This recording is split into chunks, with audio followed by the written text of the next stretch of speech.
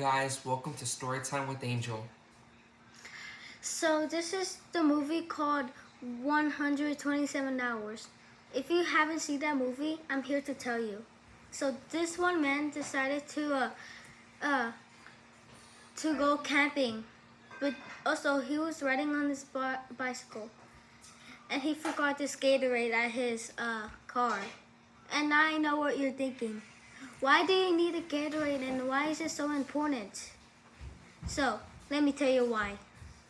So, in this movie, he he went to this tiny crack that was like 2 inches away from his body, or either 4.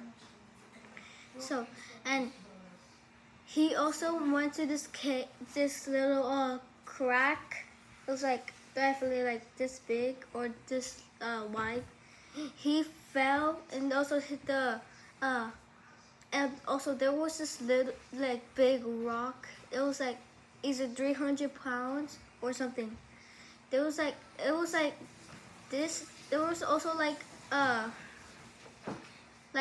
little rock. It was like there's also a place that looked like this. One little move and a little fall.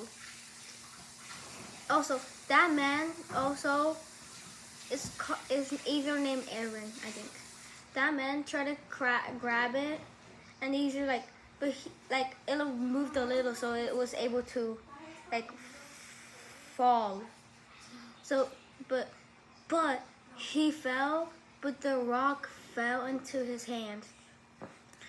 He went there for 5.5. He went there for 4 days. I mean, 5 days and a half. So look, I'm at the beginning. I said that why is that Gatorade so important? He had water for 4 days until he had no more at 5 days. He forgot that he couldn't bring his Gatorade.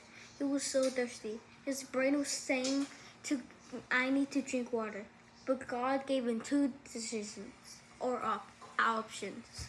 So he God said you have two options. Either give up and never see your son again, or escape and see your son and your family and your wife. He chose the second decision.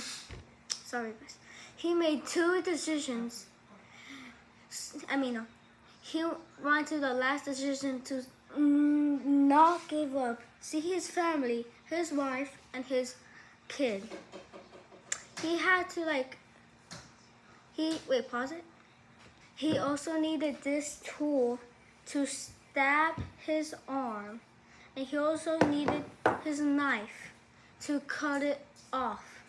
That's not it. There's this white vein that tells the brain that if you touch it or either cut it, it will hurt a lot.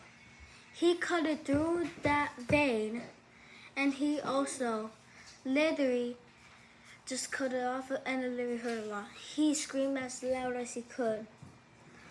So, but he cut off his arm, and also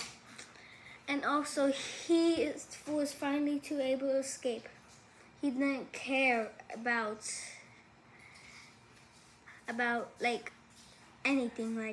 The only thing he cared was his entire family, his wife, and even his kid in the future. And he wanted to escape. But he didn't see this like little water. He didn't see it, and he went above it. He saw it, but he had this little rope and these little like nails, so he was able to get down. The nails like stuck to the ground, so he was able to like put like around it. It was like more than that though. So he went down and drank that water. He didn't even care if it was thirst. It was even like little, big, or either clean or dirty. He didn't care. He still needed that water. It was definitely like a little big and dirty, I guess. He drank it. He didn't care. He just drank it. But he had like this little bag around his like arm that he was cut off. So if anything got onto it, it would not affect it if he had this little bag like around his neck too. like carrying it like this around his neck. He saw these 3 or 4 people. He screamed for help, and they turned around, basically like this. He screamed for help. They turned around, and probably like 2 of them ran, and 2 of them probably walked, or 1 of them rock. They bring him 2 water bottles so he could drink it, and because if he didn't have that water for 3 days, he would probably die and never have his son. But he was able to. So they called the ambulance for him. They came and went him to the hospital. There's also